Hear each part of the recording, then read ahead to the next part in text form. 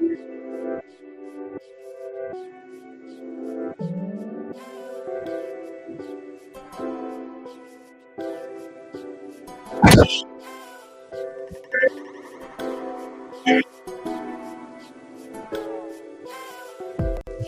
afternoon, Tuscaloosa.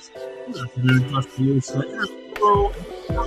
How are you doing today? It's a Football Friday on the Joe Gaither Show right here on BamaCentral and BamaCentral.com. We've made it to the end of another week, and we are here to break down Alabama's big old game, huge game, massive game against the Chattanooga Mocs. So to do that, we are going to bring in our BamaCentral friends and crew today.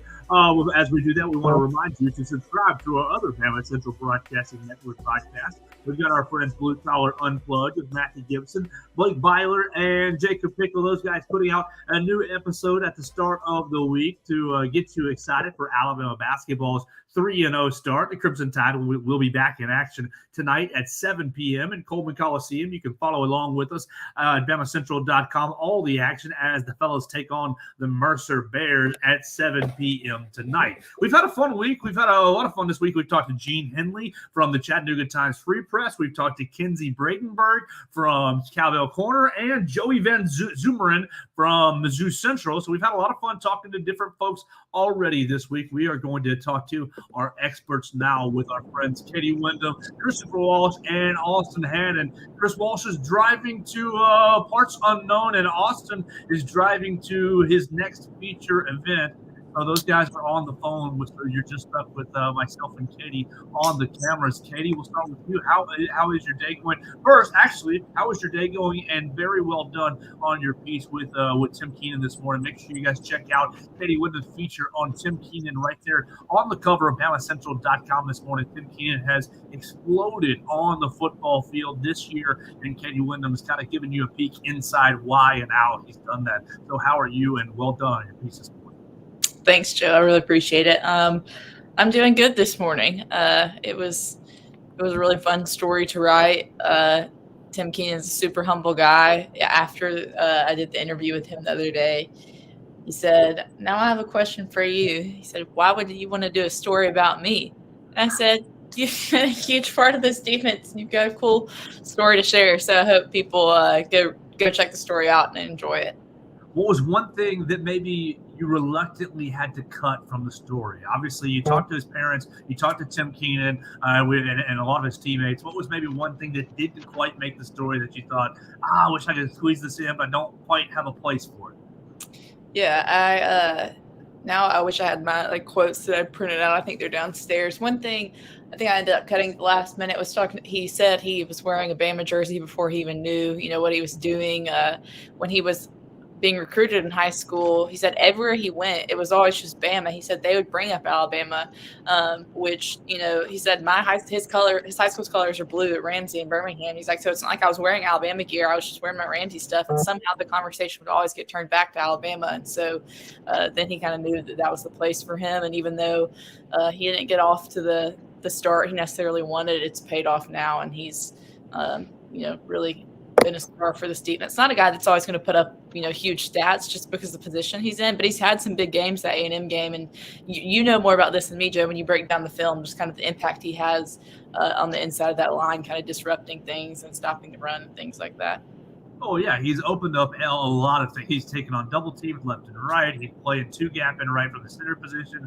I've loved what he's been able to do, and his effort has been off the chart. So it really has been such a great addition to this defense, a place that Alabama really needed to beef up, and Tim Keenan stepping up in that role. So check out Katie Wyndham's piece on BamaCentral.com this morning on Tim Keenan, things that he changed about his life in the springtime. He had only played in 2 games here with the Tide, as Katie just mentioned. He changed a lot about his personal life and a lot about the way that he approached football as well. So it's a great piece right there on the cover of BamaCentral.com. Let's find our friend Austin Hannon. Austin is driving to his next feature, mystery feature. Austin, are you on the phone? Can you hear me, sir? Yes, I can hear you. I'm good. Very good. How's life going? How's your week? It's pretty good. Started out week, and thanks to my boss and you and Matthew, I was able to kind of cut loose for a couple of days. I'm actually leaving Atlanta, Georgia now, where I met up with my girlfriend. So good couple days, and I'll be back in town tonight and ready to get up early tomorrow morning and watch those Bucks play. Well, nice. We hope you're driving safely. Make sure you stop at the Buc-ee's on the way back from Atlanta. That's there's your free sponsored ad, Buc-ee's. We do love you right here on the Joe Gaither Show. Be safe, Austin. Thanks for joining us. Yeah, of course. And Chris Walsh is driving to parts unknown as well. So, Chris, how's your week? And you doing okay on the road, sir? Doing fine, thank you. Can you hear me okay? Yes, I can. Yes, I can. I have to test that out because I'm in western Mississippi. Well, I guess I'm northern Mississippi, I guess I should say. And, if you lose me suddenly, you'll know why. I'll just put it that way. Well, we appreciate both Austin and Chris joining us on the phone today. You can find them at Writing Walsh on the Twitter machine and at Austin Hannon _ as well. Austin, let's start with the little breaking news that you put out on BamaCentral.com. We're going to obviously turn most of our attention today on Alabama against Chattanooga at 11 a.m. Austin Hannon has been the man to cover all injuries for the Alabama Crimson Tide this season. Sure, you can read it in other places, but if you want to read it first, you get it from Austin Hannon at Austin Hannon _ at BamaCentral on the X machine as well. Austin, tell us the update that you broke down last night. The Crimson Tide going to be maybe a little undermanned on Saturday. Yeah, not really surprising. I think coming into the week, it was kind of obviously you got to go to Auburn next week, play an improving Auburn team on the road in a big rivalry game. You got to play an SEC championship in a couple weeks. So at any cost, this team's going to try to get healthier and healthier. And with Deontay Lawson and Jalen Key, it's not a smart move to put them out there. I mean, you've got plenty of guys on your depth chart. I mean, you could probably go 5 people deep and still win this game on Saturday. So no risk taking, I don't think, for Alabama on Saturday, and they'll leave those guys out. And it'll be an opportunity, like Saban usually says, for other guys to step up. And me and Katie talked about on Thursdays just a minute that this is going to be a game regardless for a lot of guys that maybe we haven't seen this year with some of the games that Alabama's played being so close. You're going to get to see a little bit of that depth this weekend, I think. And so that's exciting. And, I reported about Devontae Smith last week, and I think he's probably going to get a little bit of an increased role on Saturday as he tries to makes his way back from that foot injury. And then on Ja'Cory Brooks, it's just kind of a weird situation. I was told he hasn't really been at practice all week. He's still dealing with what Nick Saban has called a shoulder injury. I do think that is what it is. We saw his arm in a sling a couple weeks ago. But, yeah, I mean, just such a weird, curious year for that guy. I mean, it had such promise after his first 2 years, and this year he has just 3 catches on the season. So not exactly sure what's all going on with him. But how can I help? That, probably later this week and into next week, we'll probably see Deontay Lawson and Jalen Key get back to practice and practicing full before that Auburn game, but there are going to be no-goes on Saturday. Wait, Katie. We're not going to have Jalen Key or Deontay Lawson. We're not going to have Ja'Cory Brooks. Alabama's not taking UTC lightly, are they? I mean, I don't think they are, but I think this is a good.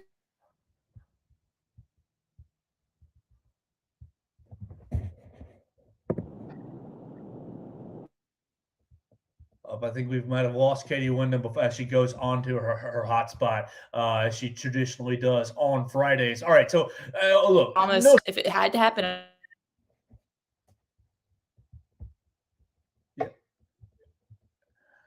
I think Katie's gonna bounce right back in and join us. Okay, so Austin, no surprise, you're losing Deontay Lawson for the week. Well, it doesn't really matter. Well, we talked to Sutton Smith, WVUA digital reporter, earlier in the week, and basically my whole question to him is, well, what do we get out of these games? Why do we play these games? And if the whole point of playing these games is to get backups experience, to get a different look at other guys, if the whole point is to play the 2s and the 3s and give them valuable reps, why doesn't Coach Nick Saban just roll out there with Ty Simpson as his starting quarterback and Jalen Hale as wide receiver 1 and Justice Haynes as running back 1? Why doesn't he just play the 2s right off the bat with a team like UTC coming into town? Well, that really all week, I mean, we've been joking about it on the beat. Just like we think back to, I forget what year it was when he really snapped on other reporters somebody asked, how excited are you to kind of get these younger guys in the game? And Saban went on the complete rant about the Georgia Southern game and how you got to respect every opponent you play. And he brought up on the head coach last night. I was tuned in for a little bit that Chattanooga led Alabama 3-0 in the second quarter. back in 2016 on a team that, almost nearly won a national championship. There were a ton of pros on that team. And still, you still got to play the game. And you think about the game against the Citadel and how they were tied 10-10 at half, whatever year that was. With I think that was 2018 with two at quarterback. And so there's been so many, these games where maybe Alabama doesn't respect the opponent. They start off slow and then eventually they get it going. And I think he's kind of trying to avoid that. And if you know Nick Saban, you know that he respects every opponent. He's been telling Miss Terry all week about how they got to respect Chattanooga. And he's going to put out his starters to start the game and make them win the game because he respects Chattanooga and the 7 wins that they have this year. So I think we will see Ty Simpson, and I talked to Katie about that as well. I think we're going to get to see Tyler Buckner again for the first time in a long time. We usually see 3 quarterbacks in games like this. So maybe we'll get Dylan Lonergan. Obviously, they want to keep that red shirt probably open, and he hasn't appeared in any games this year. So maybe Alabama fans will get to see him on Saturday even. So a lot of things to be excited about. If you are an Alabama fan and you kind of hate this week on your calendar and you hate when Alabama schedules teams like this, at least it's an opportunity for maybe Justice Haynes to scratch out 9-10 carries, some other guys to get in the game like Ty Simpson that you really haven't seen much of this year, and kind of see what you got moving forward. So that's what I'll be looking out for this weekend. I always enjoyed this week, not because the game that's going on, but because we kind of get to see some of that 5-star, 4-star talent that hasn't got to see much of the field this year. Well, Chris, we'll turn to you on that track. A lot of this season has been themes of, things are changing. Moving to 12-team playoff next year and getting rid of SEC divisions next year. Things changing, schedules changing. Is there any chance that we can get rid of the late November cupcake week as college football continues to change?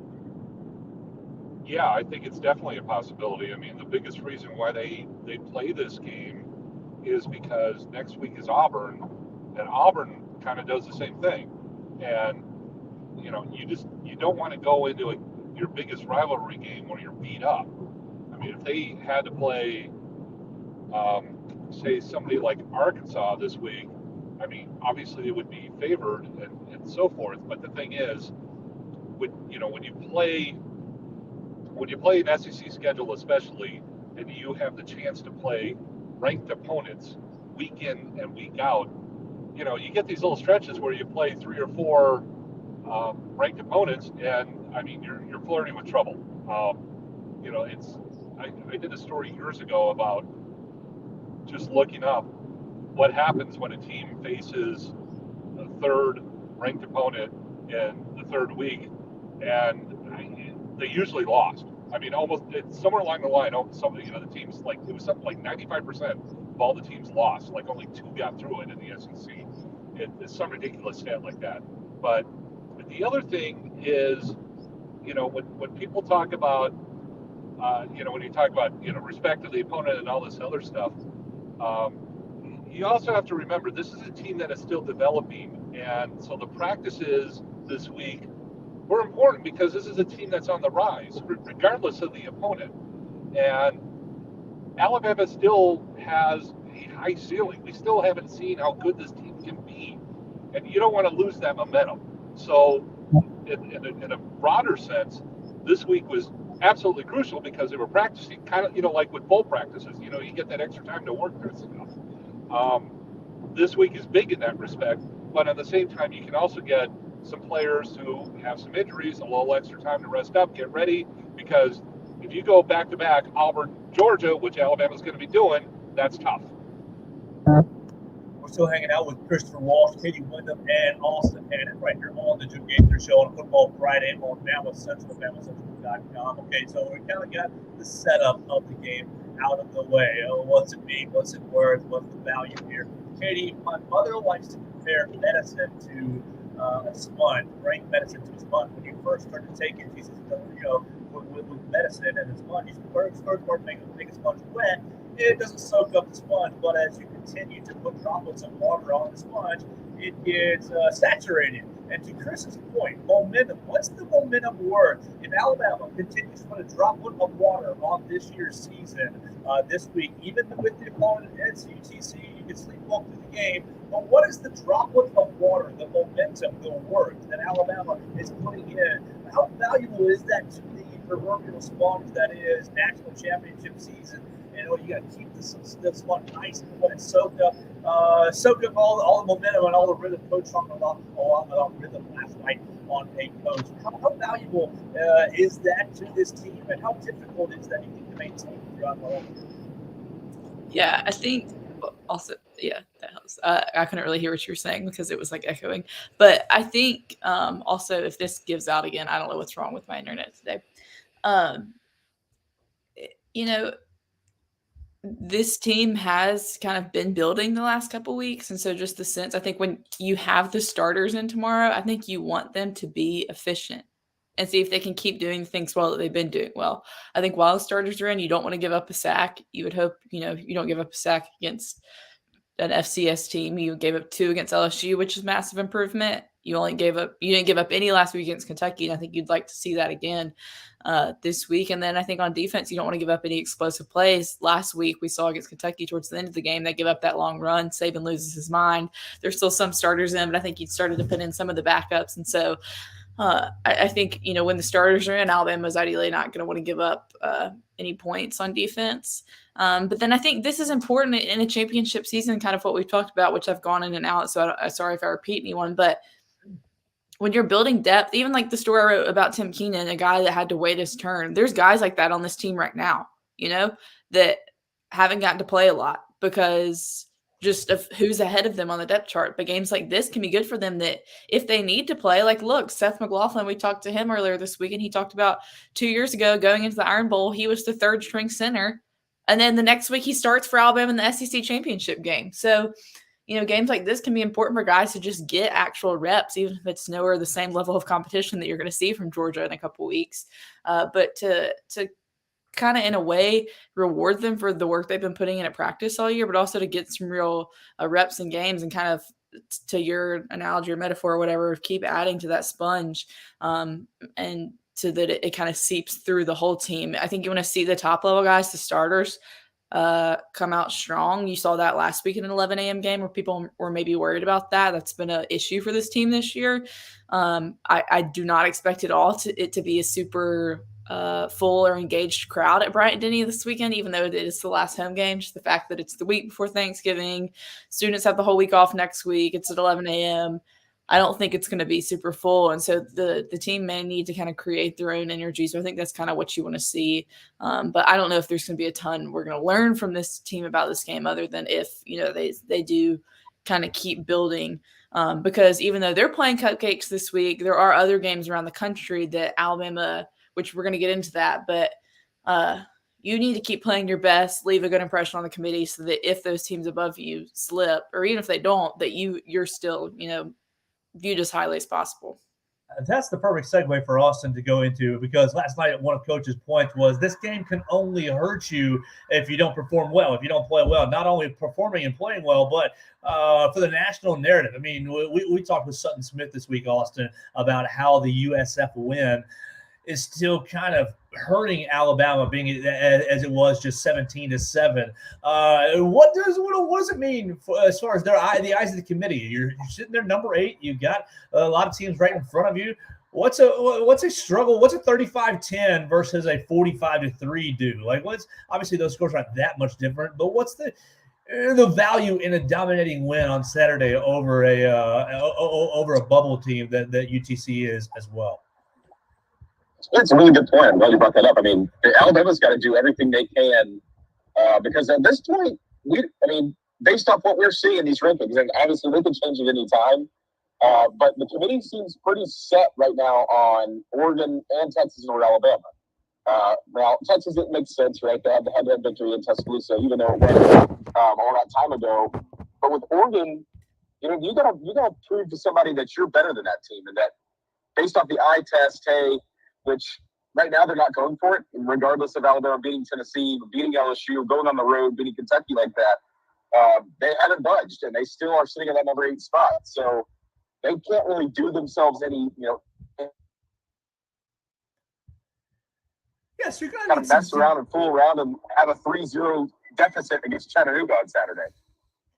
you're going to need some help from teams around you, and we'll get into some of the outside of the conference who's schedule it here in just a little bit. Right here on Football Friday, we've been talking to Katie Wyndham, Chris Walsh, and Austin Hanna this morning. All of our team members from BamaCentral.com. We encourage you to go check out all of our work at BamaCentral.com. It's going to be a huge weekend around the capstone with a big basketball game tonight. It's an alumni night, so you see Trevor Relaford and a lot of other Alabama basketball alums in the building at 7 p.m. Then we'll have Alabama and UTC at 11 tomorrow.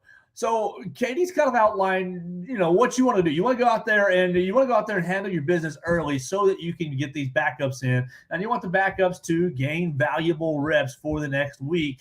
What really? I mean, Coach Saban talked about the passing game of UTC. Chase Artopius is the quarterback transfer from UCLA. They've got several receivers, 3 receivers that have over 40 receptions already this year. They're the number 15th ranked passing team in FCS.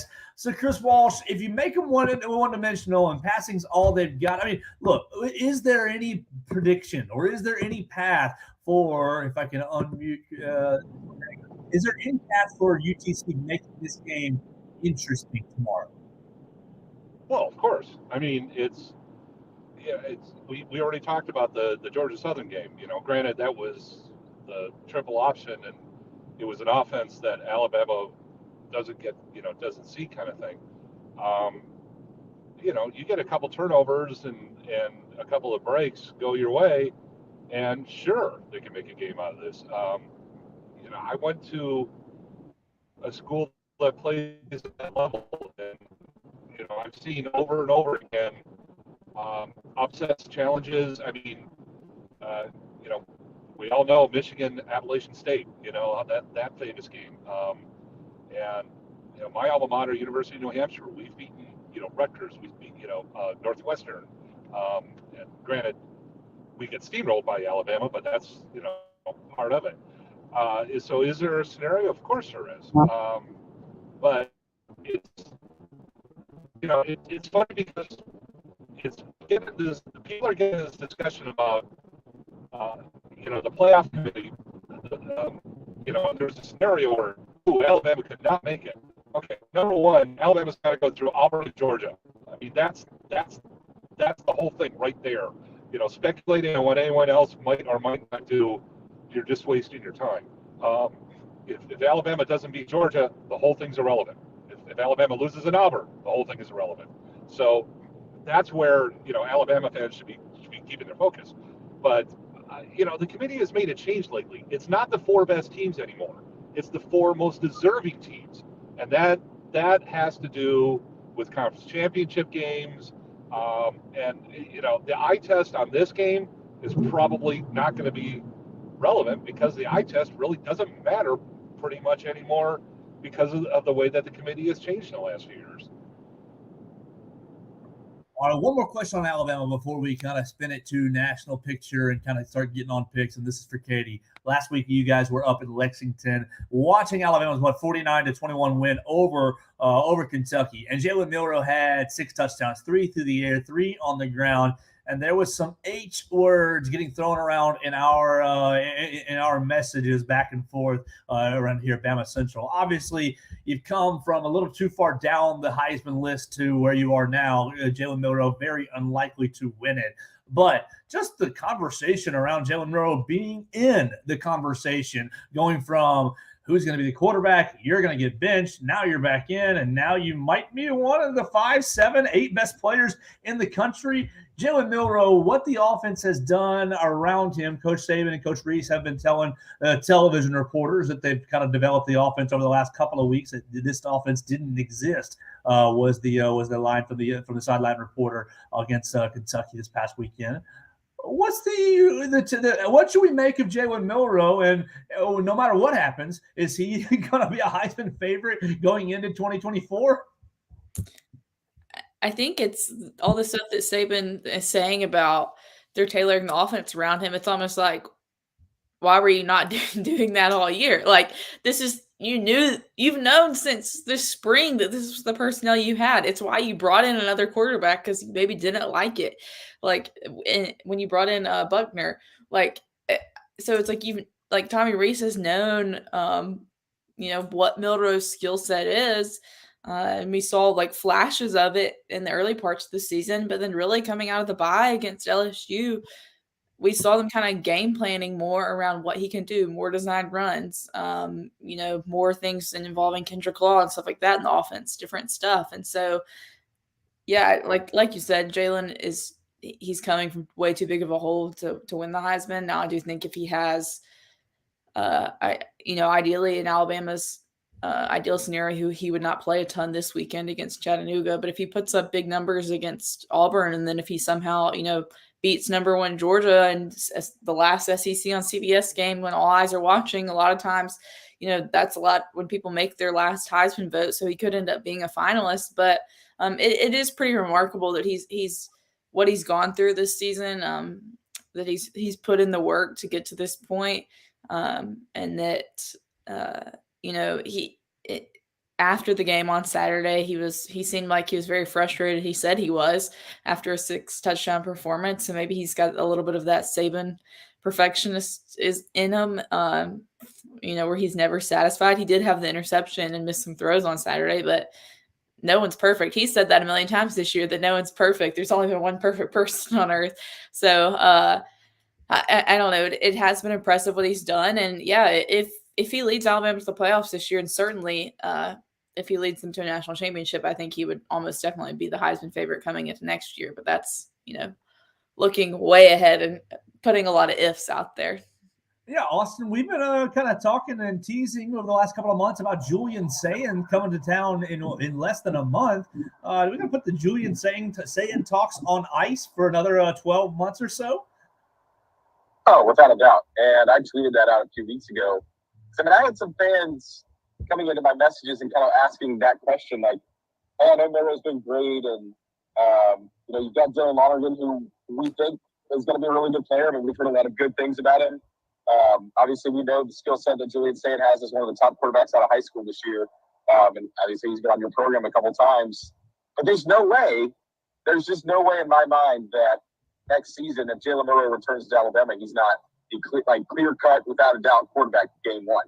Now, if he fools around and they lose a couple games early on and he starts having some of the mistakes and creating some of the mistakes that he did early in the season this year, maybe that conversation opens back up. But what we've seen and how much growth he's made, just think about how much growth he can make over the summer and just continue to get better. And then when another year comes around, I mean, he knows kind of what the drill is now. He likes to use that word a lot, and he likes to talk about the keys to success, and he's starting to kind of figure out what that is. And so, no, I don't think there's any chance that a guy like him, with all the experience he's had now and having the quarterback keys all year, that he's going to come back next year and get beat out by a true freshman. I just can't see that happening. And I think Julian Sayin probably knows that. He's been watching Alabama every Saturday, I'm sure. And he's probably got the conversation with his parents like, yeah, I'm going to stick this thing out. But obviously, I'm not going to be the quarterback in the first year. I mean, Bryce Young wasn't. Tua wasn't. I mean, you go back down the line, not a lot of guys have done that. Obviously, Jalen Hurts was, but that was kind of a different situation where, similar to this year, everybody in the quarterback room was pretty young. He was able to kind of take the reins after not actually starting the first game. Obviously, Blake Barnett did, but he came in and kind of took it from there, sort of to what Milroe did. But no chance next year that Milroe is not the quarterback because, like Katie pointed to, he's probably going to be, if not the favorite, one of the top 3 or 4 guys in the Heisman race this next year. Absolutely. So let's start to look ahead to the rest of the week as far as the big picture items. Chris, is there anything outside of Alabama that we've left off the table? We talked injuries right off the bat. We talked Jalen Milroe's progression. We've talked why the hell are we even playing this game and what's the point. Just making sure there's no other Alabama angle we're missing before we start talking about some of these other games. Well, I kind of want to comment on about the Heisman talk because my opinion varies a little bit from Austin and Katie's for 2 reasons. Number one, Caleb Williams is obviously not going to win the Heisman this year, so you've taken the guy who won it last year really out of the picture. And number 2, voters have a much shorter attention span nowadays than they used to. If Jalen leads Alabama to an impressive win over Auburn, that if Alabama beats Georgia and he plays really well again, this guy could win it. He really could. And look, I know it's a little bit of a stretch, and you're sitting there going, well, what about the early part of the season? People are going to forget that. What they're looking at right now is a guy who is going to remind them of Cam Newton. And just the way that they have adjusted the offense and they've gotten so much better, if they continue to improve, if things click in these two huge games, I guarantee you not only will he be a finalist, he will be in the running to win the thing. Because, you know, the one guy that I keep circling to say this guy is really impressive, Daniels for LSU, Jalen Milroe had a better game than Daniels did when they met head to head, and people are going to remember that part. So, is it going to be a distraction? Absolutely not, because I mean it's still kind of coming out of left field, and no one's given him a shot yet. But man, it's the way that he's grown and he's developed, and let's be honest, a lot of it has to do with the fact that the offensive line has gotten better too, and we aren't seeing drop passes anymore, and so forth down the line. That's why we're talking about Alabama continuing to improve. Now, granted, if they go to Georgia and lay an egg, it's forget it. But it's interesting to me a little bit as a whole how there's no talk about awards this year, and I think that really kind of helps save it with this team. They'll probably win a couple. Rikers, I think, got a real shot for the Lou Groza, and Dallas Turner might win something. Kool-Aid might as well, but that compared to other years, it's very different, and I think that's going to help this team in the locker room. Kenny, wasn't anything we've left off the table Alabama-wise for the week with Chris's comments right there about the line improvement. We heard from Seth McLaughlin. The snapping issues have basically disappeared this year. Yeah, it's been, I think I wrote about that on Tuesday maybe, that the offensive line, two of their biggest issues have been cleaned up in recent weeks, the bad snaps and the sacks, which I'm trying to remember now. Was it the Kentucky game or the LSU? I don't know. I feel like there was some game recently where I watched where the opponent, or maybe it was a game I was watching on TV, the center was constantly snapping it low. And I was like, maybe the quarterback likes it like that. But it looked like they were bad snaps. What? Yeah, you said that to me while we were watching the LSU game. Yeah. I was like, I don't know if Jane Daniels likes it like that, but then it reminded me that Alabama has kind of cleared up that issue because it was an issue for a while. But, I think you, of course, want to see clean offensive line play from Alabama this weekend as well. Austin Hannon, anything we've left off the table as you're making your way from Atlanta? Yeah, I just want to ask you guys actually a question. I've been thinking about it a little bit. I'm not going to jump too far and say it's going to happen, but is there any world where what Chris is talking about, Milroe lights up Auburn on the road, wins the rivalry game, lights up Georgia, wins the SEC title, they go to the playoff, they win the national championship, and Milroe's one of the reasons for it. Is there any chance for this year? I mean, this is his third year in Tuscaloosa, and I kind of compare it back and forth with some people, the Anthony Richardson situation, where last year, he played and you saw flashes, but all the NFL people were just obsessed with Anthony Richardson because of the tools and how dynamic he was as a player and his size and his ability to throw the deep ball, that obviously the Colts took a chance on him in the top 5 because they like the arm strength, they like that athleticism. Could we see something like that with Milroe if he has the kind of end of the season that Chris is talking about? Woo! Milroe getting drafted high if he continues. I'd say I'm with you, Austin, that it is unlikely, but I mean, the biggest thing, not the physical tools, because he's got they're obvious. The biggest thing that is going to crush him is the passing mechanics. While they are better, they're definitely better than they were last year. They're still not quite. I don't think they're quite into the NFL category yet. So I'll answer it first and say, oh God, unlikely, but goodness gracious, all it takes. I guess my question is more of, I saw some people fighting in my comments about it. What did Anthony Richardson do last year that Milroe hasn't done this year? In my opinion, Milroe's had a more complete season than we saw from Richardson last year, albeit he got a better team. But just based off the tape, I mean, what else would he need to show NFL scouts down the stretch that maybe AR had last year? I don't have a good answer for that, Katie. What is Jalen Milroe need to show scouts that Anthony Richardson didn't show NFL scouts last year? I mean, I'm not an Anthony Richardson expert, but they're very similar players. But like, I feel like Anthony Richardson was already getting NFL hype by this point in the season last year, and like Milroe is not. So like that would be my like argument to all this, is that like we're not seeing that anywhere of like NFL scouts being like Jalen Milroe should come out after this year. And especially I think with NIL, it changes things a little bit too, that he can still come back here and make money, for another year. And if he does lead Alabama to an SEC championship, he'll be able to make a lot of NIL money with this Alabama program. So, I don't know. I don't know enough about Anthony Richardson to really compare them, but I do feel like he was gaining more NFL buzz, and where I don't think that's there for Milroe right now. Now, we've seen guys, though. The NFL is just crazy. Obviously, Alabama and Nick Saban have been better at sending guys to the NFL than anywhere else. But then you see guys like Eli Ricks leaves last year, doesn't get drafted, then he's starting for the Eagles, and then you see guys that do leave early, get drafted in the first round, and then their career fizzles out right away. So it's kind of a crazy thing, but I don't think that is super likely, kind of like Joe. Well, it'll be a lot of fun to watch him develop. I think if he's got to be graded second round or higher to make that choice. I don't get that kind of feedback from the NFL scouts after when it's all said. Maybe you will. It only takes one team, so it'll be a lot of fun. Y'all ready to start talking about the rest of the week? Make some picks and see how it's going to affect the Crimson Tide.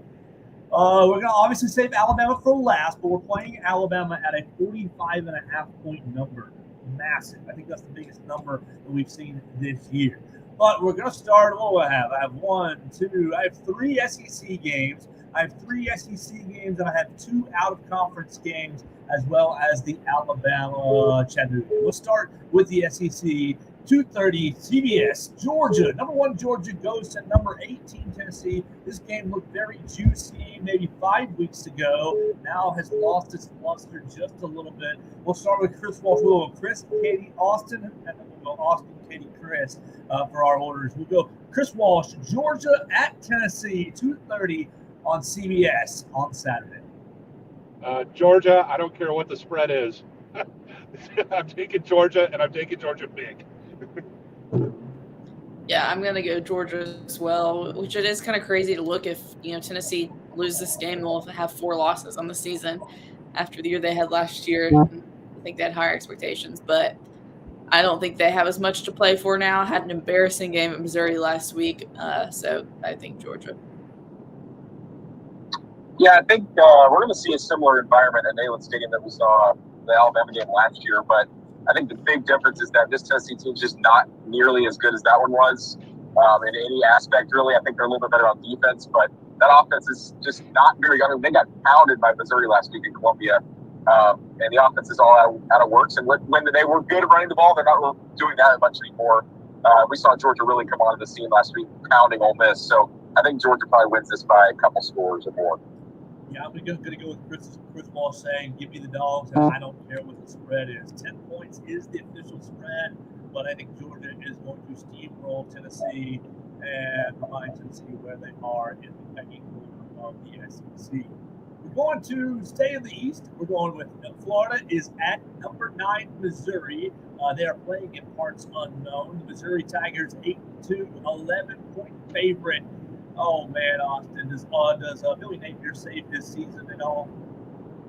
No, I really like this Missouri team, and based off what Georgia has done to a couple other teams this year and the way that they were able to fight down at Athens, I think they put together a great season. They've got Florida, and Florida's kind of going the opposite direction. I think Missouri gets another pretty big signature win for the program.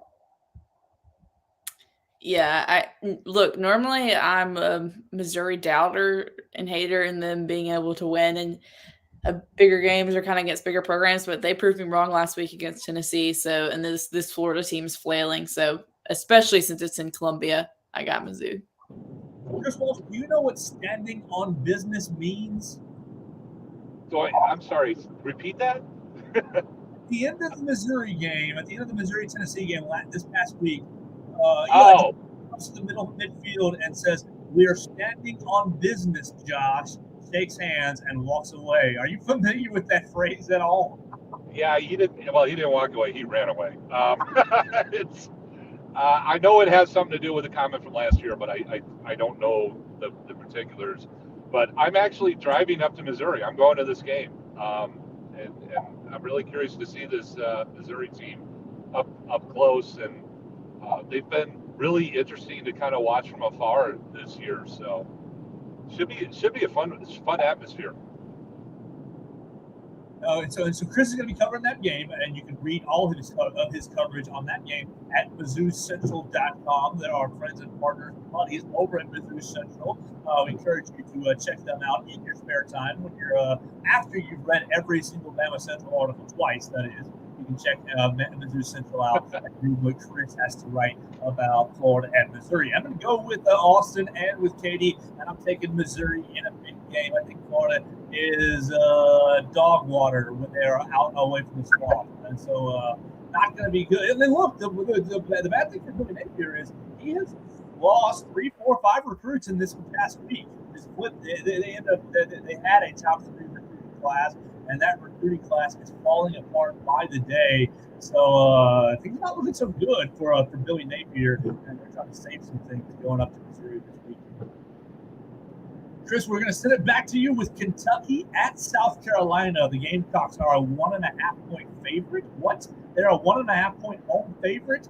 They're 2-5 in the SEC, and they are hosting the Kentucky Wildcats at 6:30 on SEC Network.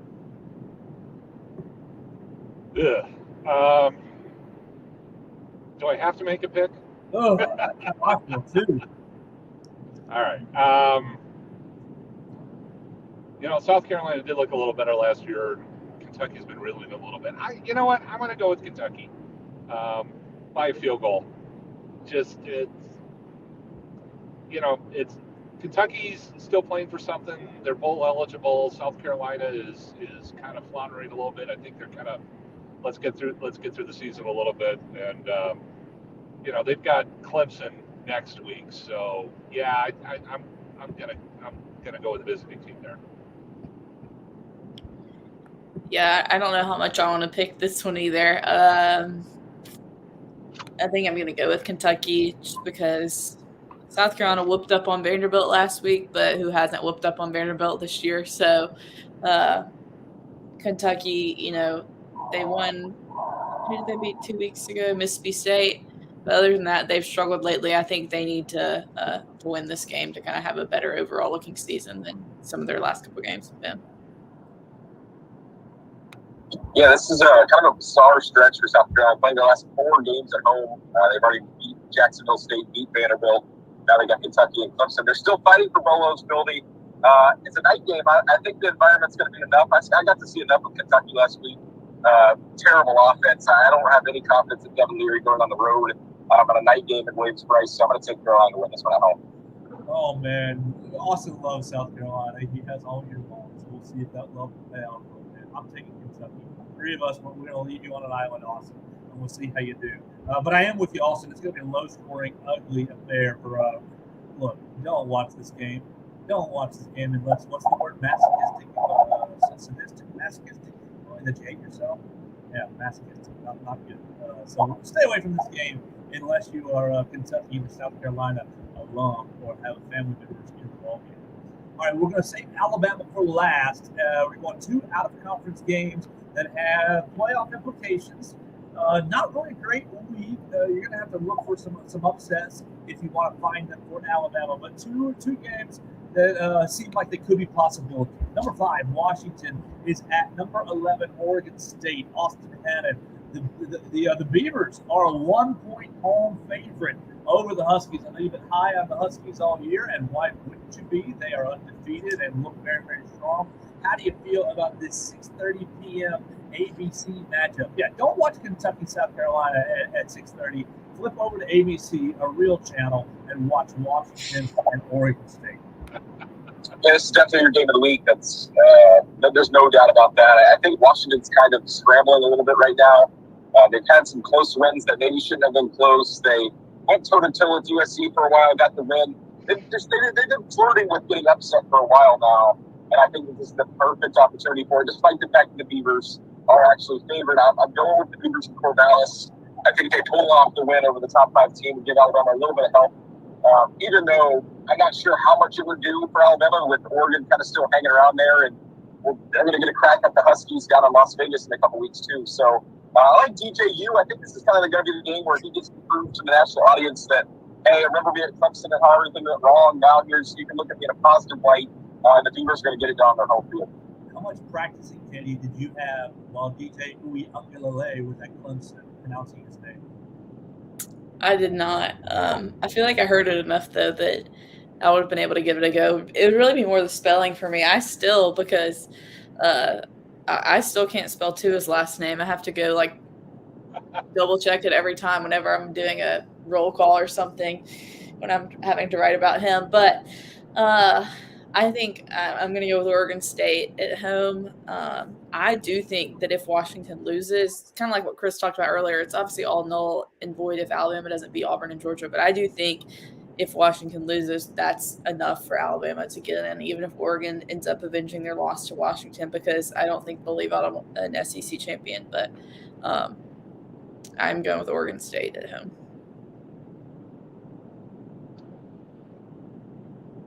I'll take the home team. Home team for Chris Walsh as well. Oregon State. All right, so I will go on an island and I'll take Washington just because I feel like somebody should put Washington hat on the panel. So I'll do that. I'll work right there. And it's a close enough game. And, if they lose, it's no big deal. All right, last out-of-conference game for us also affects Alabama. This one probably much more directly. Number 7, Texas, is going to Iowa State. I know people see 6-4 with beside the Cyclones and thinking, what the heck? Why are we talking about this game? Texas, only a 7.5-point favorite. Obviously, Alabama's most direct competition for the college football playoff, having beaten Alabama in Tuscaloosa. Chris, is there any chance the Cyclones give the Crimson Tide a little bit of help on Saturday? Yeah, this has got upset special written all over it. I'm picking Texas, but if you're looking for a game where there's going to be a shocker this weekend, I think this is it. Unless, and this is my one disclaimer, Michigan, Maryland, which I totally recommend no one bet on anything with that game with Michigan the rest of the season. That's a fair point. I feel like this Texas game, because like everyone's kind of pinning it as the upset, and because Iowa State's helped out Alabama in the past, I think Texas kind of knows. Even though, look, this Texas team, 2 weeks ago, they're fortunate to win that Kansas State game at home. Last week, I was we gotten back to our hotel in Kentucky after eating some good barbecue from the recommendation of Chase Goodbread. And I had that Texas TCU game on, but then after TCU threw that interception at halftime and Texas went up, I switched over and I didn't switch back, and I didn't realize how much of a game TCU ended up making it. So this Texas team hasn't been playing their best. So could they lose? Yes, but I think I'm still going to go with the Longhorns on the road just because I think they know, obviously, kind of what's at stake. Yeah, no Jonathan Brooks. So that's a big miss for Texas. Obviously, he's been a great running back this year. I got Baxter, who's pretty good. He's going to fill in. Like Katie said, I'm glad she said it. I think there's too much upset watch on this one, and usually when that happens, the team that's favored kind of figures out that all the talk is going on, and then they usually put it to rest. I think the difference here is going to be Texas on the defensive end, and I think they get the win on the road. I'll make it 4 for 4 going with the Longhorns as well for much of the reasons that Katie and Austin have already put out there for us. I think it will be a fun game. Chris is exactly right. You better watch that at 7 p.m. on Fox. Just flip on over it for your nightcap. But don't hold your breath, Alabama fans. I think that maybe you'll see Texas come away with the win in the end. All right, so yeah, it's going to be kind of a lighter week for the college football slate. Obviously, next week is rivalry weekend with all our eyes on the Iron Bowl. But so kind of setting up for rivalry weekend, kind of have a little bit of a lighter week. Alabama taking on Chattanooga, 45.5-point favorite. I think that's the biggest number we put out this year. I think they were at 39, 37 for MTSU. So that was the biggest number at that time. No, it's It's 47. Yeah, it was 47 for MTSU, and it was 39 for USF. So this is the second biggest number of the year. Obviously, they covered against MTSU. They did not against USF. We'll have a lot of fun breaking it down. Final thoughts and the pick for Austin Hannon. Yeah, they're going to be a little bit under. They're not going to have other players like I mentioned, but I think this team is a little bit different than teams in years past. I think they've gotten better about complacency and treating their opponents the right way. I think all the things that Nick Saban has said this week about them needing to take care of business, put themselves in a position to where they can play their backup players and build more confidence, right? Keep the train rolling. That's what Saban's talking about. So that, because if you come out here and you don't play well, you lose some of that confidence that you've built up over the last 8-9 games. And then you go into Auburn kind of not really knowing how you feel about yourself. So I think it's important for them to go out there and play the football they've been playing. I think they will. I think they'll take to that message. I think this one ends by the end of the first quarter, and I think Alabama covers that spread. Wins and covers for Austin Hannon. Katie Wyndham, you in his same camp? Are you splitting it up? How are you feeling? Final thoughts and the pick for this week's game. I am going to stick in the same camp as Austin. I think Alabama wins and covers because a lot of times in games like this, especially on senior day, I think you get those late game garbage touchdowns where a guy runs it up the gut for 60 yards where Saban's not even necessarily happy that he scored because he doesn't want to, just keep pouring it on the other team, but that it's enough that they're going to cover. Yeah, like Austin said, I think this team wants to keep playing well. Even that game a couple years ago when it was 2 and they were tied with the Citadel at halftime, it was 10-10. I think they went on to win like 51-10. There just becomes a point where the talent gap is too big between these type games that even if you start out slow or kind of mess around or turn it over or whatever, eventually, the gap is too much. And I think it'll be that way this week. So I got Alabama winning and covering. Winning and covering. Chris Walsh is the editor-in-chief at BamaCentral.com. He's not going to be making a pick, but give us your final thoughts on this week number 11 game, Alabama and Chattanooga. It's last chance to see some of these guys at home. So this game is always a little bittersweet, because you suddenly realize that the season's coming to a close and how close we are, to the end. Interesting twist this year obviously is, last year the 4-team playoff, and one of the teams involved has a huge scandal going on. So it's a weird year for college football, but I'm beginning to say that every year about college football. So I hope everybody just has a great time and enjoys it. And we'll see everyone at Auburn in a week. We hope Chris Walsh absolutely continues his safe journey up to Columbia, Missouri, and has a good time watching Florida and Missouri. You want to make sure you follow his coverage at MizzouCentral.com. All right.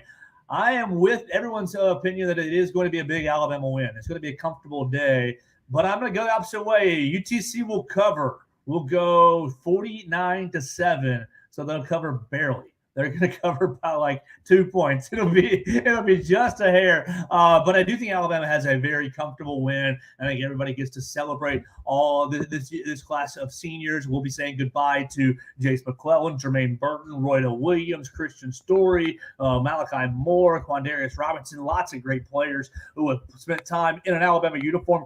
Seth McLaughlin, Justin Aboigbe, golly, Will Reichert, and Darren Dalcourt as well. This class has really been, obviously you want a little more national championship success. You got one in 2020 with this class, but this class has really set a lot of records and played a lot of great football for Alabama. So I will put my Nick Saban hat on and encourage all the fans who aren't sure if they want to go or not, go support the guys. The tickets are probably really cheap. You can go cheer for the guys and see the last time in Bryant-Denny Stadium, and you'll be home by 5:30, 6 o'clock, so you can watch that Texas and Iowa State game. Put on your Cyclones gear for that evening content.